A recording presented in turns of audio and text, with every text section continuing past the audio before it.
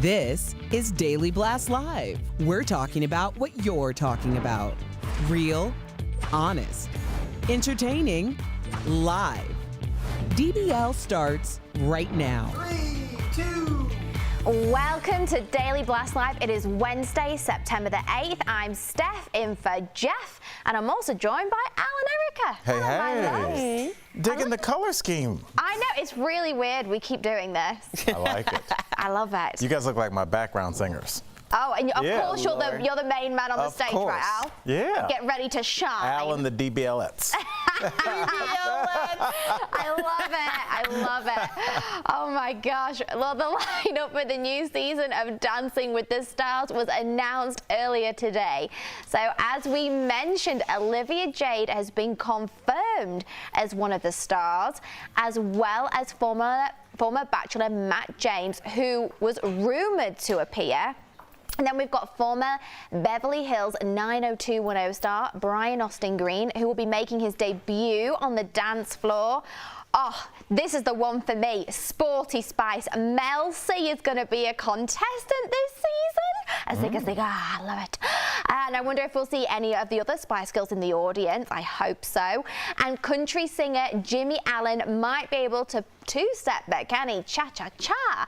And someone's going to kill it, I'm sure. Peloton cycling director Cody Rigsby was also added to the list. He is a fan favorite instructor and he's got a huge following on social media. I honestly think because of what he does and his cult following, he's going to just skyrocket. What do you guys think? This is going to be so interesting because you have Olivia Jade, who, of course, her parents were embroiled in they did this, okay? They served time for Operation Varsity Blues. And so people are going to try to see, like, is she in good graces? Matt James is really who I'm watching because it's the same network for The Bachelor. And his season was so polarizing that a lot of people feel like it brought down the entire Bachelor franchise or changed it forever through really no fault of his own. So people are going to be waiting to see if people are going to rally behind him. Now, Cody, I'm a Peloton person. That's going to be interesting because that's getting people from one piece of technology to television. Yes. Will it translate? So that's what I'm always looking at to see how far people go based on where their fan base lies. Yeah. It almost seems like it is battle of the fan bases. And whether they watch or not, I'm assuming he can just send a link out saying, hey, vote for me. It's voting time. And I feel like any kind of medium where you're speaking to people on a regular basis when they're super engaged with you, like let's say they listen to your podcast while they work for half the day, so that means for 4 hours. Stephanie's words and thoughts are in this person's head 5 days a week, 7 days a week. There's a lot of power, and I think in terms of fan bases, it's not just like, oh, I know that guy from that one season of that thing. No, it's like, I listen to this person, I respect this person, and I go where this person tells me to go. And I think that the Peloton gentleman, whatever his name may be, Cody, he's got to be the favorite. It's going to be interesting. I think I'll be interested to see if the Peloton family follow through, because we see this a lot. We see it with a lot of TV networks where they get social media influencers and stars and the numbers just do not follow through. And I guess it's because it's such a different media or platform, but this is different. This is exercise. This is like, I don't know, and he's a really fit guy and everyone's at home watching him and you're going on to find him. So it's a bit different. Maybe the Peloton users are also closer to the age of the people that watch Dancing with the Stars, whereas like an influencer that might be 19, her fan base, their fan base isn't watching Dance with the Stars. So maybe. But you're right, a lot of times the influencer, they don't translate till TV. Well, I mean, Peloton, I feel partially, I mean, of course it blew up because of the pandemic and everyone was at home, but that social media push, like their influencers are very influential. Oh, yeah. So it's really about, does it translate to actual broadcast television? And are they going to pick up the phone and vote for them? That's what I want to know. We'll see. All right, we've got a couple of celebrities who are expecting. So first, Kylie Jenner announced on Instagram that she is pregnant with her second child. She posted a video showing her at the doctor's office and revealing her ultrasound pictures to her mum, Kris Jenner, who clearly was thrilled. And comedian John Mulaney revealed that he and actress Olivia Munn are also going to be parents. So John broke the news to Seth Meyers on his talk show, and he and Olivia started dating a few months after he got out of rehab, and at the time John had just separated from his wife of 6 years. So what do we think of these pregnancy announcements? I'm so excited. No? Yeah, you can. I don't know. You know, I was looking at the rehab thing. I know that they say you're not supposed to date for a year, and he not only is dating, but you know, is bringing a new life in this world. But you know, sometimes when you are starting a new lifestyle, sometimes a total reboot, new partner, new life, new baby. Maybe that's the magic combination. So what do I know? Erica doesn't look as enthralled as I do. No, I think it's always a blessing when a baby's coming. It's a blessing. I mean, congratulations. Olivia was just on the show and everybody was speculating if the rumors were true, so now we know. Now we know. Good for them. She could have leaked it on our show. She could have. I was more there for, I'm not going to lie, Kylie Jenner's reveal. She did the epic reveal with Stormi. I don't know if you guys remember the video when it broke, and she'd been hiding from everyone for months, and then it comes out with this fantastic Instagram, amazing hit. It wasn't as spectacular this time. What was the reveal this time? Well, it was still another Instagram video, but it was like, oh, I'm a few months pregnant, not like I've given birth and here she is. Yeah. But it's hard to follow up, isn't it, Kylie, babes? But you look great. All right, talking about another member of the Kardashian clan, it looks like Scott Disick and Amelia Hamlin have broken up. Shock horror. Multiple sources are reporting that the couple, who've been dating for around a year, are done. So this comes after Scott was outed for texting Kourtney Kardashian's ex about her new relationship. While neither Scott or Amelia have confirmed the split, Amelia's mum Lisa Rinna seems to be having a bit of fun with it. So she recently commented on an Instagram post about the breakup. Check this out, with a rose-hued smiley face emoji. That to me is shade. She's thrilled it's over. Well, here's the thing, because Real Housewives of Beverly Hills is airing right now. Lisa Rinna is on the show, and she has made that relationship her entire storyline. We have no idea what's actually happening in the life of Lisa Rinna, but we could tell you what was happening with Amelia Gray and Scott Disick. Then I knew, like, I wasn't sure if, because you know when you're watching a reality show and it's been filmed months before, you don't know what's still true and what isn't. So I'm like, I wonder if they broke up. But after that leak of the DM from Scott Disick to Kourtney's other ex-boyfriend, I was like, this relationship, if it's still together, is about to end, because that is the absolute worst. Not that people can't move on from a spouse or even someone who you share children with, but when your suspicions are confirmed that you may never be able to measure up to this person, there's no coming back from that. Amelia's very young. She's got her whole life ahead of her. She'll find somebody more appropriate. And that's where I think Lisa was coming from, y'all. I think she was looking at her like, this old dude needs to get away from my daughter, because like I said, he's bringing old dude problems to a young person.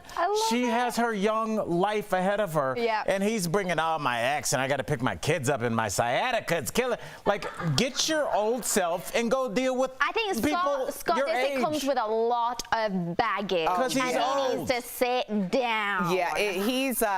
There's a lot going on there, and Al, I can understand what you're saying, but in this particular situation, Lisa was like, oh, I have a storyline. Oh, and it has nothing to do with me. Oh, I'm just going to deflect, because that's what I do, and I own it, sister. I own it. Both can be true. Oh, I love it. Speaking of shade, Kristen Cavallari has blocked her former friend, Jonna Kramer, on social media. Ooh, a burn. According to the Daily Mail, Jonna had been confiding in Kristen over her divorce from Mike Costin this past spring. But then get this. So Jana, say it again, Erica. Jana.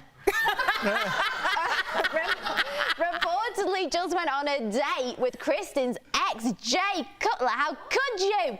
So Kristen obviously feels like it was a total stab in the back. So Kristen and Jay were together for like a decade, and they announced that they were divorcing last spring. And then Erica, Jana, and Mike finalized the divorce in July after 6 long years of marriage. So I need to know, I think I know the answer, but would you ever date your friend's ex? No. This is such a no-no. Now, back in the day, like, I think when you were like kids growing up and you knew a total of like 50 people, this was something that happened. But now as adults, I mean, this is a very sticky situation. I actually had friendships that changed completely, if they were even still friends, because of how they dealt with my divorce. And I don't think that it's ever anyone's responsibility to pick a side. In fact, I wouldn't encourage someone to do that.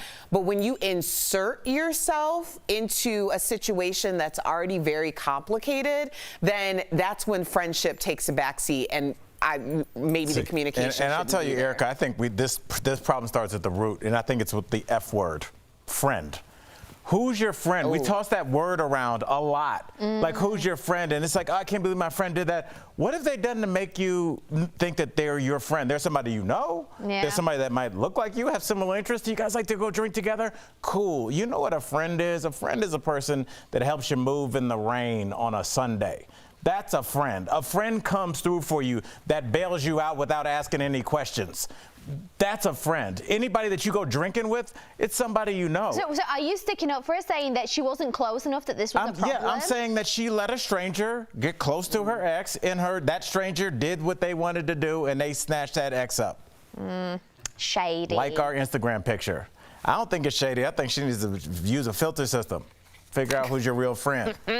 What about your friends? Yeah, coming up on DBL, more drama on the Real Housewives of Salt Lake City. Yes! I know Erica's living for the arrest that was caught on camera. And a surprise move for my queen of my life, the one and only Britney Spears and her conservatorship case. We've got some major scandal on Jamie. What's he up to now? My eyes on you, mate. Closed captioning provided by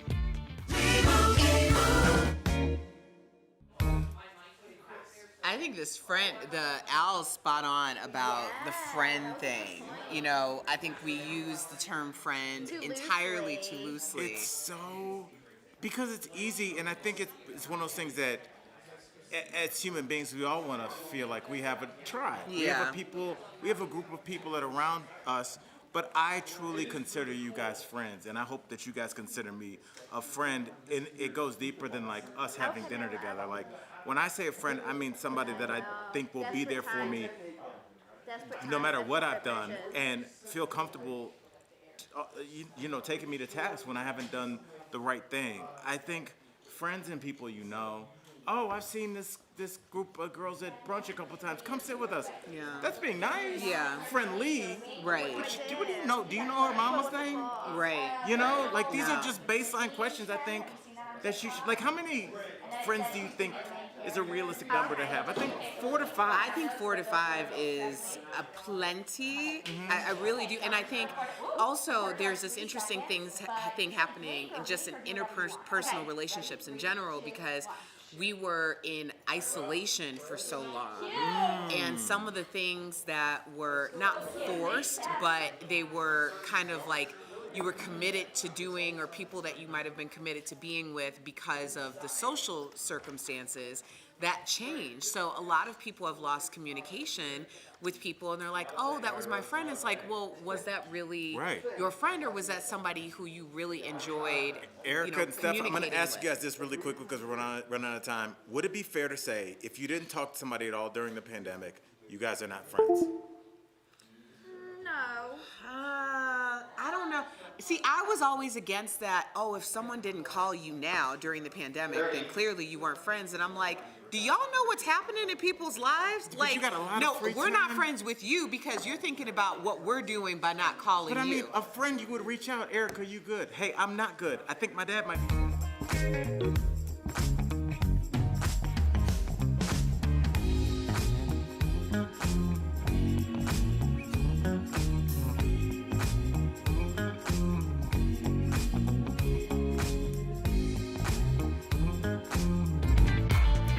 Welcome back to DBL. So Britney Spears has just scored another win in her conservatorship battle. Hurrah! Her father, Jamie Spears, filed a petition to end his conservatorship over her finances and estate. And he's also requesting that this be done without Britney undergoing a mental evaluation. So Britney's lawyer called this a, quote, massive legal victory. But whether the court accepts these terms is all in the hands of the judge. So Britney's next hearing is later this month. I believe it's the 29th to be precise. So what do we think about this? Well, what do you think about it? You're clearly very excited. I can tell you what I think.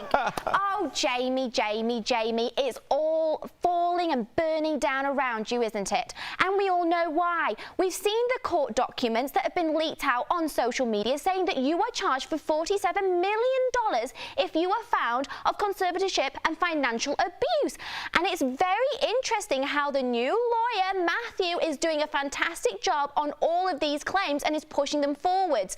So now you you on Tuesday have decided to step down of your own free will, saying that Britney's circumstances have magically changed and she no longer needs this, because then you don't have to go into court under the oath and say what you have done. So that means you get off scot-free. And how interesting. He also went to Britney and Matthew, allegedly, which Matthew has done a piece on if you research it, asking to step down for a mere $2 million. He'll go away. And they said access denied, and they will be coming back with a full legal investigation. Your time is up, love, and the jail is looking closer, in my opinion. You are an abuser. Well, I guess we've said it all. Yes. Yep. I'll just say this. When we did the story, you know, because I don't do Access all the time, but we did the Access story, and we said, what is her net worth? And it was $60 million. And I was like, I'm not in the business, but that sounds low. That sounds like what a good NBA forward should get for a 3-year contract. This woman has been an icon in music for my entire adult life and some of my youth. $60 million seems real low, bro. So where's the money? I'm really interested to see the money. where we're going to track this to. $500,000 that was sent to a manager that she didn't approve of just a mere few weeks ago, which you approved also, allegedly, Jamie. Very interesting. I can't wait to see these funds coming back into her account that seem to be missing from left, right and centre. Yeah, I'm furious with you. Anyway, moving onwards, your time will come. Coming up on DBL, a Real Housewives cast member gets arrested. I have to say it. And it was caught on camera. This one's for Erica. We'll tell you what went down next.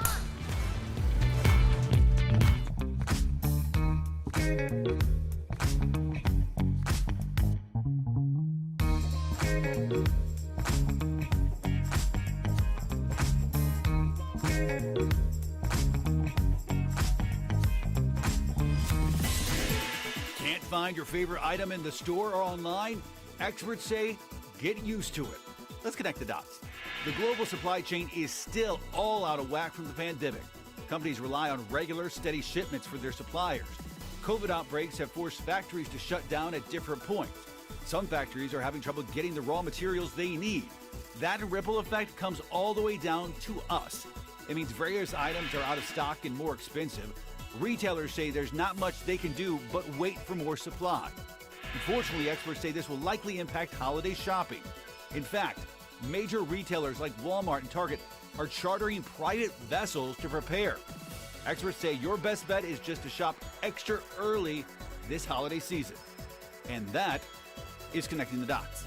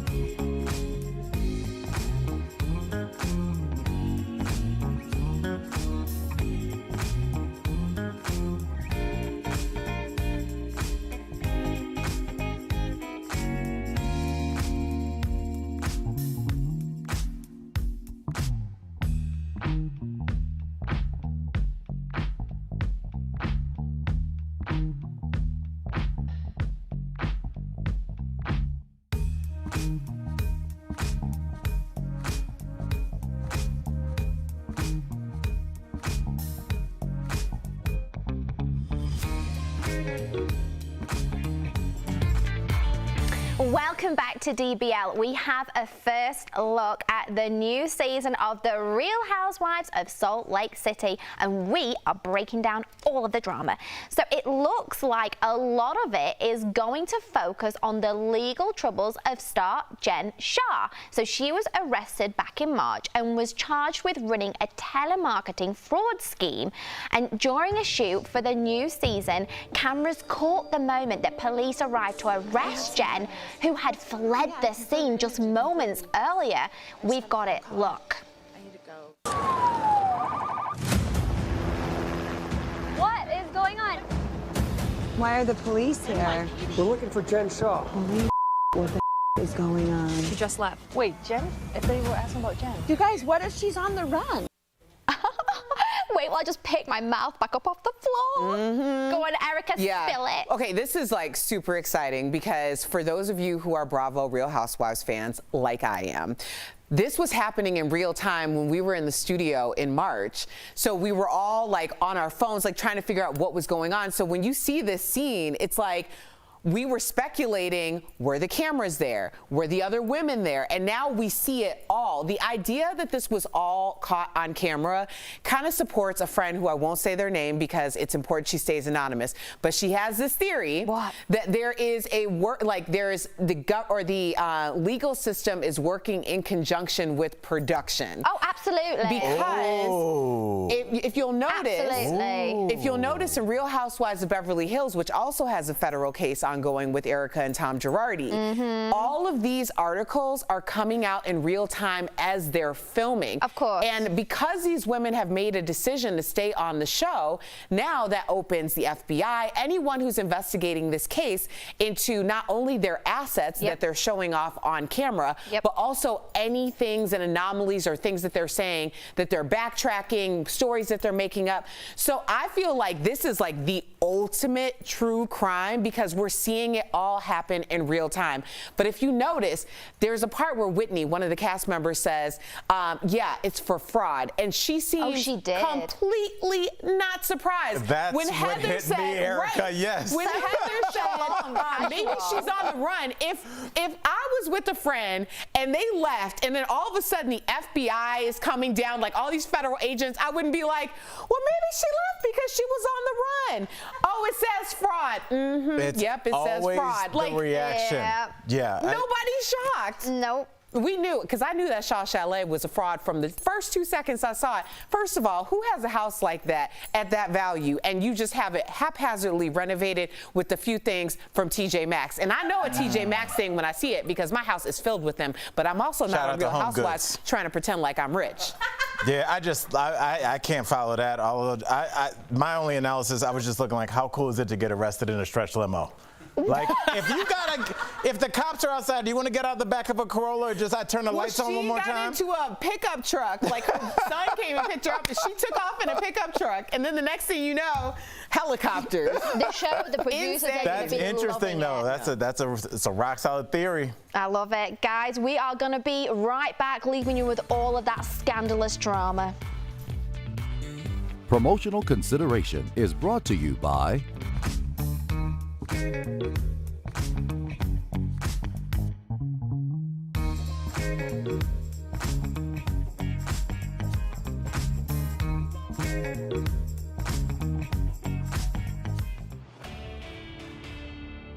The Verify team is here to break down misinformation spreading online, and that becomes especially important when it comes to politics. On social media, you'll see a lot of people posting about the Supreme Court, some calling for some major changes. That includes tweets like these, calling on term limits for Supreme Court justices. All this after President Biden signed an executive order back in April, forming a commission to study possible court reform. So let's verify, is it constitutional for Congress to put term limits on the Supreme Court? Here are sources: Robert Peck from the Center for Constitutional Litigation, Mark Graber, a law professor at the University of Maryland, and Ilya Shapiro from the Cato Institute. We also look to the Constitution itself.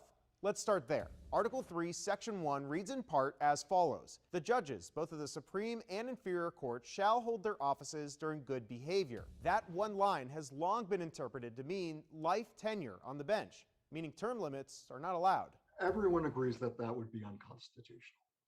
That limits the tenure of a Supreme Court judge that is set by the Constitution for good behavior, which has always been interpreted as life tenure. You can no more fire a judge than you can fire a tenured professor.